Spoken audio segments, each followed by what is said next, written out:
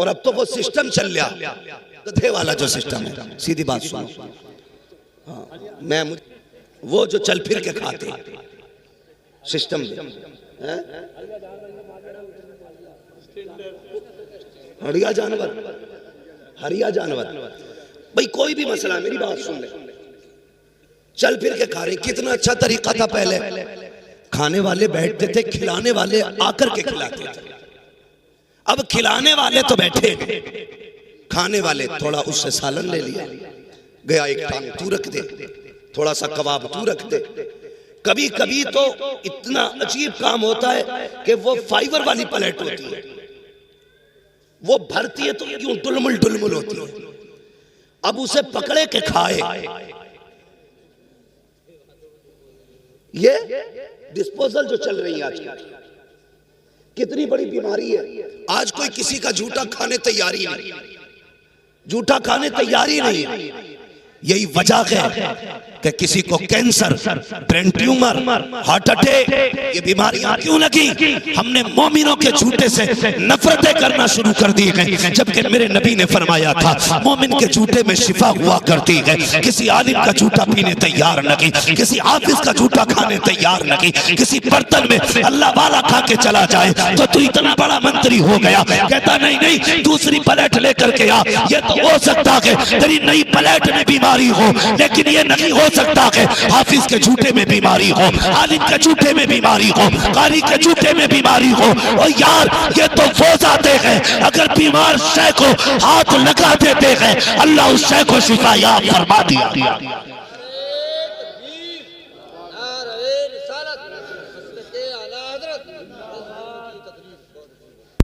कुतुब बना घूम रहा, झूठा नहीं खाएगा, और शर्म कर। हजरत नफरतें हो गई इससे। जब एक गिलास में हम पानी पीते थे तो मोहब्बतें थी, एक प्लेट में खाते थे तो एक दूसरे का दर्द था। आज पहले हुक्के चलते थे, एक ही हुक्का पूरी बैठक में घूमता था, है अगर साथ भी बैठे तो साथों एक ही नगाली में मुंह लगा रहे थी ना मोहब्बतें। आज तो मैं उठ के जाऊं दूसरा आएगा तो झाड़ेगा, ऐसा लगता मैंने वायरस रख दिया। ये नफरतें हो गई हमारे बीच, भाई भाई के साथ खाने तैयार नहीं, एक गिलास में पानी पीने तैयार नहीं। कहीं जाते हैं तो 6 लोग खा रहे हैं तो 6 गिलास रखे, क्योंकि नहीं अब कोई पसंद नहीं करता झूठा खाने में। शर्म कर यार, हाँ तजर्बा ना किया हो तो कर लेना। कई बार ऐसा होता, हजरत जैसी शख्सियत भी अगर गिलास से पानी पिए और दूसरा पक्का फांसी को फाजिर बैठा करवट में, वो कहता पानी देना, तो अगर कोई दे नहीं पहले धो लो इसको। ये कहां चले गए? तो वो सिस्टम चल रहा है खड़े होके खाने वाला, लोग इसे इज्जत वाला खाना कहते हैं। बड़ा आदमी है भाई, सबको बैल बना के खिला रहा है। हाँ शरीफ आदमी आज दावत नहीं खा सकता, जाए तो बैठने जगह नहीं, चल फिर के खाया करते। पहली बात दावतें नहीं होती, और बुलाया भी इमाम साहब को तो फाता पढ़वा लो। इमाम आया, बेचारे ने हाथ उठाए, फाता पढ़ी, चला गया। तुमने गधों की तरह खिलाया, थोड़ी देर गुजरी कि खाना खत्म हो गया। जब खाना खत्म हुआ सीधे कहते हैं लगता इमाम ने दिल से फातिहा नहीं पढ़ी। हाँ खाना खत्म हो गया, जिम्मेदार मौलवी, लगता है दिल से नहीं पढ़ी। कहा क्यों कि डेग खत्म हो गई। भाई गलती मौलवी की नहीं है, कमी इमाम की नहीं है, कमी तुम्हारी है। अगर तुमने जमीन पे दस्तरखान बिछाया होता, कहा होता ऐसे बैठ जैसे बैठने का तरीका मुस्तफा ने बताया है, और कहा कसम खुदा की खा के कहता हूं अगर सुन्नत को फॉलो किया जाए 90 लोगों का खाना 110 लोगों को अगर पूरा ना हो जाए तो नाम बदल के रखे। ये खाना जो कम पड़ा है उसकी फाता की वजह से नहीं, तुम्हारे तरीके की वजह से कम पड़ा। तो पहली बात तो गरीब की दावत ही नहीं होती मौलवी की। अगर कह दे तो ए बेटे चुप जाओ जरा, पहली बात तो दावत होती नहीं। और अगर दावत का नंबर भी आता तो सबसे छोटा वाला लड़का भेजा जाता मदरसे, हपत जी से कहिया बालकों की दावत है, सबसे छोटा वाला जिसका अपने घर में कोई मैयार नहीं, उसे भेजते मदरसे के अंदर। खुद कहा जा रहा है कि मुखिया से कह के आऊं, प्रधान से कही आऊं, नेताजी से कह दूं। नेताजी के लिए जूतियां तोड़ रहा है, मदरसे के लिए वो कहने वाला आता है जिसकी बात का घर में भी एतबार नहीं, और वो कह के चला गया। बच्चे 1 बजे छुट्टी हो गई मदरसे की, 2 बज के कोई नहीं आया, 3 बज गए कोई नहीं आया। जो मुदर्रिस या मोहतमीम होता पता कराता भाई खाना शुरू हुआ कि नहीं, तो कहता लो जी तुम शुरू की बात कर रहे हो, खाना खत्म होने वाला, आए क्यों ना अब तक, हमने तो दावत करा दी थी। सुन मेरी कौम, ये बड़ी खुददार कौम है, ये फाके से तो मर सकती है, फिर बुलाए दस्तरखान पे नहीं आएगी। दावतें करके भूला ना करो, और खाने भी जब लगाते हो कहां कहां तुमने जलील किया, सुनो वो बता रहा हूं। मैं आईना हूं दिखाऊंगा दाग चेहरे के, जिसे खराब लगे सामने से हट जाए। ये मत सोचना मैं जन्नत बांट के जाऊंगा, जन्नत मेरे बाप की नहीं, जन्नत रसूल पाक की। बात कड़वी लगेगी मगर सच्ची बात कह रहा हूं। हमने कितना जलील किया कुरान वालों को। पहली बात तो दावत करते नहीं, कर देते तो बुलाते ही नहीं, और बुलाया भी जाता है तो उधर लगी है शानदार मेज, अच्छी कुर्सियां, जब मदरसे वाले बच्चे आते कहते ना इधर नहीं, लल्ला उधर पाल बिछा के खिला दो, इधर नहीं, इधर वीआईपी लोग खाना खाएंगे, इधर वीआईपी लोग ना, इधर किसने भेज दिया इनको, उधर बैठाया जाए। मुझे बता तो सकी ये वीआईपी होता कौन है, किसको तू वीआईपी कहता है? तुम्हारी नजर में वीआईपी वो है जिसके बदन पे 18,000 का कोट होता है। तुम्हारी नजर में वीआईपी वो है जो 16,000 के जूते पहन के आता है। तुम्हारी नजर में वीआईपी वो है जिसकी आंख में 12,000 का चश्मा होता है। तुम्हारी आंख नजरों में वीआईपी वो होता है जिसके सर पे 1800 का कैप होता है। और ये तेरा मैयार है, चल पूछ मदीने वाले से वीआईपी कौन होता है। आका फरमाते हैं खैरुकुम मन तअल्लमल कुरान वअल्लमहु, वीआईपी वो होता है जो कुरान सीखा करता है या कुरान सिखाया। एक मैयार वो है जो तुमने मुकर्रर किया, एक मैयार वो है जो मेरे मुस्तफा ने मुकर्रर किया। हमने जलील किया कदम कदम पे कुरान वालों को, हमने छोटा दिखाया जगह जगह पे कुरान वालों को। मैं तो डंके की चोट पे कहता हूं, बहुत शौक है ना डीजे बजाने का, बहुत शौक है ना डांस करने का, चल बजा डीजे निकाह पे। जब दम अटकने लगे मौलवी को मत बुलाना, फिर भी नहीं डीजे वालों को बुलाना। करेगा कोई डीजे तो डीजे, मोहल्ले भर में कव्वाली बज जाए तो खैरियत नहीं कि मेरा अब्बा मर रहा है और तुम्हें गैरत नहीं आ रही, मेरे अब्बा की सांसें अटक रही हैं, तुम्हारी समझ में नहीं आ रही है, तुम बड़ी जमा के गाने बजा रहे हो, तुम कव्वालियां बजा रहे हो। ये हालात है। अगर तुम मैयत पे डीजे नहीं बजा सकते तो तुम्हें निकाह पे डीजे बजाने का हक किसने दिया? बताओ मुझे।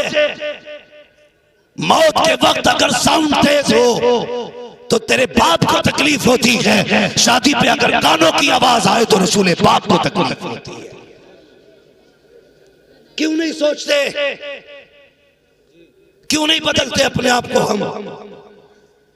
हमने सिर्फ इस कौम को तीजा पढ़ने वाली कौम समझा, हमने इस कौम को सिर्फ चने पढ़ने वाली कौम समझा।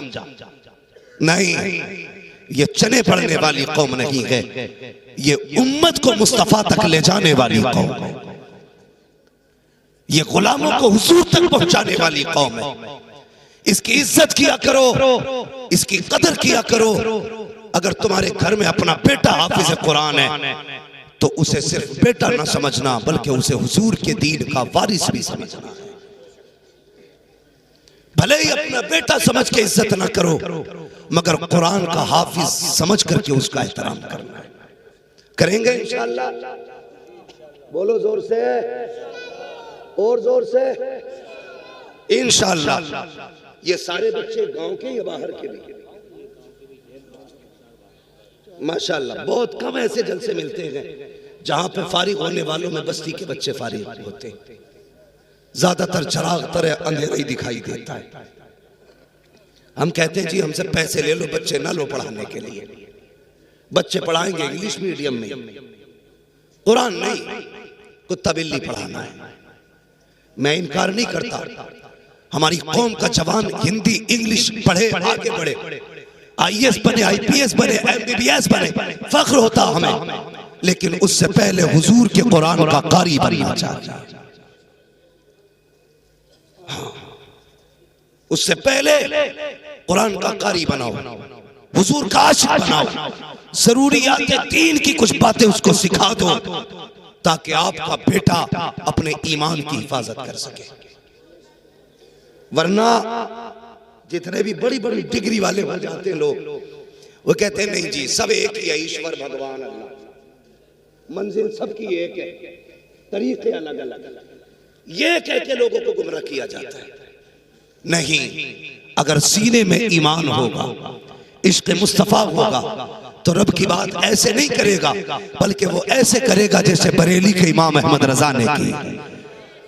वो कहेगा वही रब है जिसने तुझको हम तन करम बनाया, हमें भीख मांगने को तेरा आस्था बताया, तुझे हम्द है खुदाया, तुझे हम्द है खुदाया।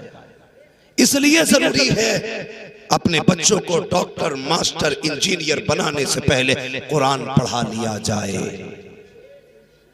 वरना कई बार लोग कहते हैं बड़ी अच्छी जिंदगी जी लिया मैं, क्या हुआ, अल्लाह ने 5 बेटे दिए थे तो 5 मैंने बिजनेसमैन बना दिए, 3 प्लॉट छोड़े हैं, 4 मकान छोड़े हैं, बेटे सब अपने अपने पैरों पे खड़े हैं। ये कोई कामयाब जिंदगी है?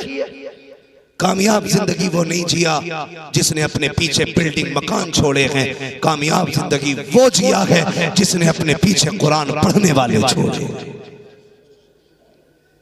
मरने के बाद क्या चाहिए? बिरयानी बताओ, रसगुल्ले, एयर कंडीशन रूम, लग्जरी गाड़ियां? नहीं ना, सिर्फ एक ही चीज चाहिए और वो है रब की रजा। यही चाहिए ना मरने के बाद।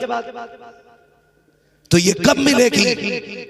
जब हम अपने बेटों को कुरान दे करके जाएंगे, अपने बेटों को दीन से जोड़ करके जाएंगे। जब हम कब्र में लेटे होंगे, ये भी बड़ा मसला हज़रत, ये भी बड़ा मसला।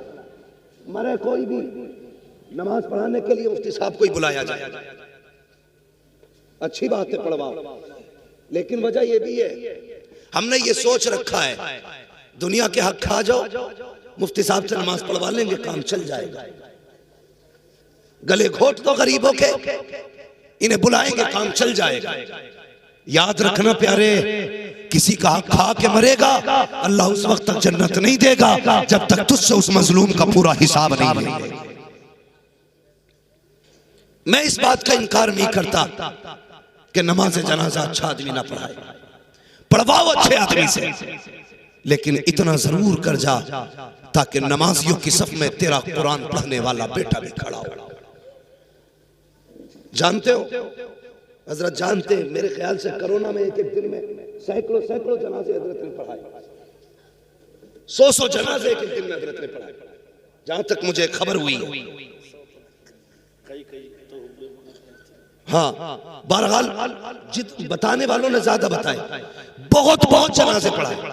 लेकिन होता क्या था, आज भी होता है, जब मुसल्ले पे इमाम खड़ा होना, मुसल्ले पे इमाम खड़ा हो, वो पूछते नमाज पढ़ाई जाए, वो बीचा सफ में वो देख के कहता, तो आवाज पेड़ के नीचे से आ रही है, पढ़ाओ जी पढ़ाओ।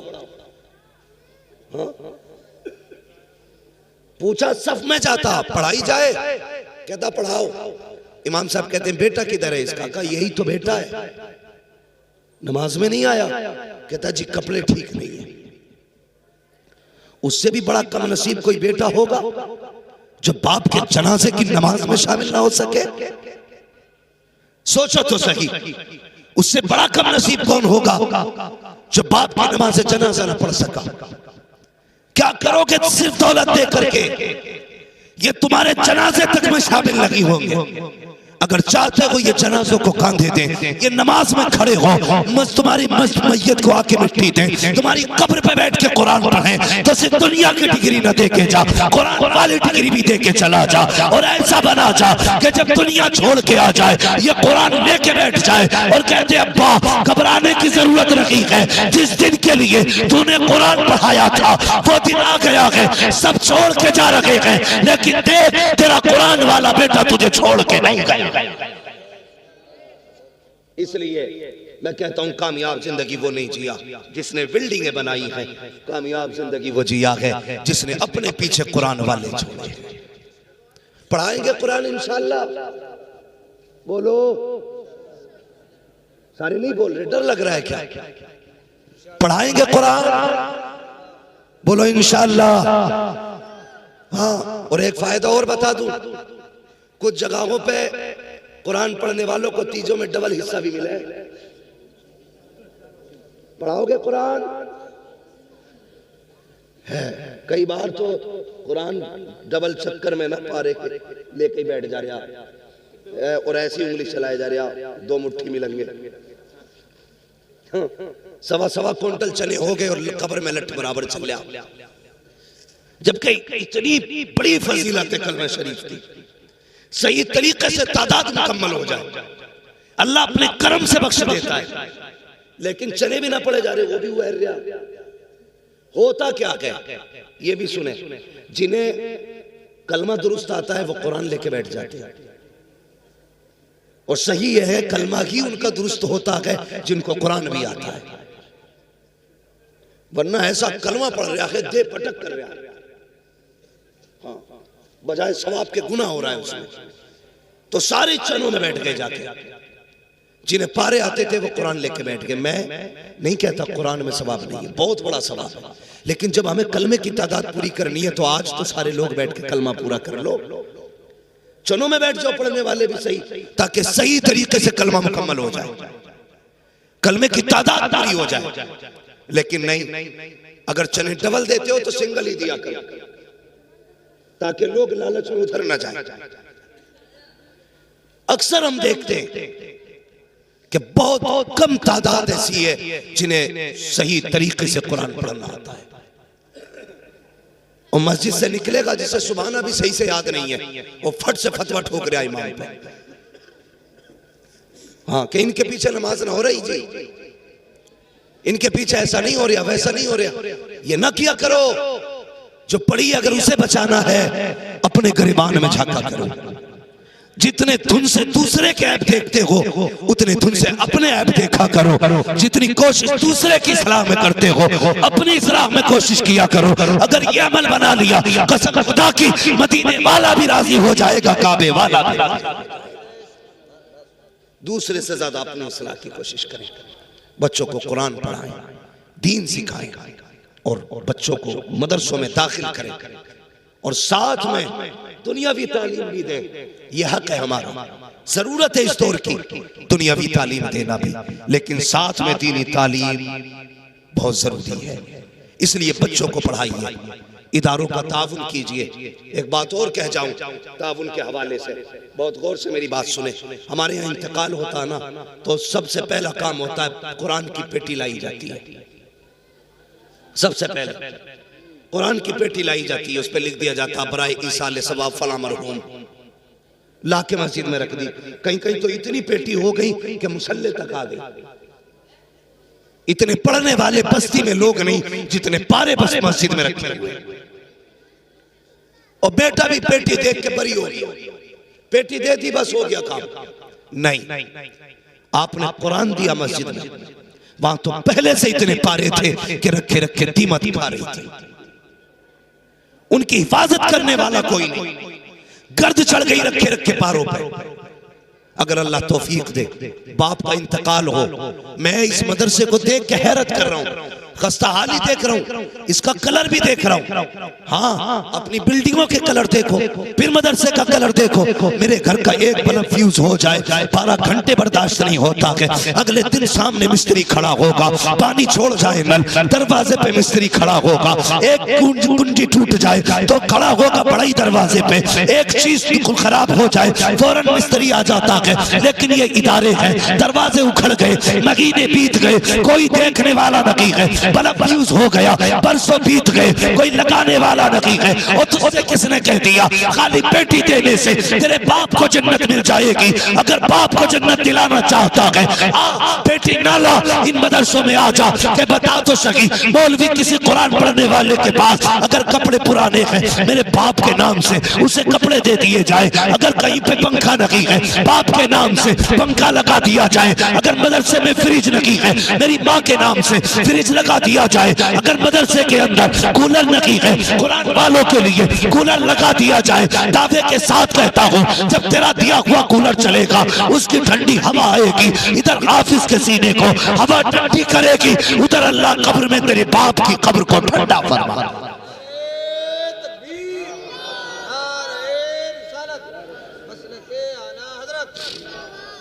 इसलिए मदरसों को देने से इतना फायदा है कि शायद मरने के बाद आप कहो कि बहुत अच्छा किया था एक कमरा बनवाए थे। ये याद रखना मेरी बात, आप कहो अच्छा किया था एक कमरा बनवा दिया था। कोई गारंटी नहीं है मरने के बाद कोई तुम्हारे लिए इसाले सवाब करेगा। अच्छा, हम में से कितने लोग हैं जो अपने परदादा की कब्र जाते हैं और जानते भी हैं?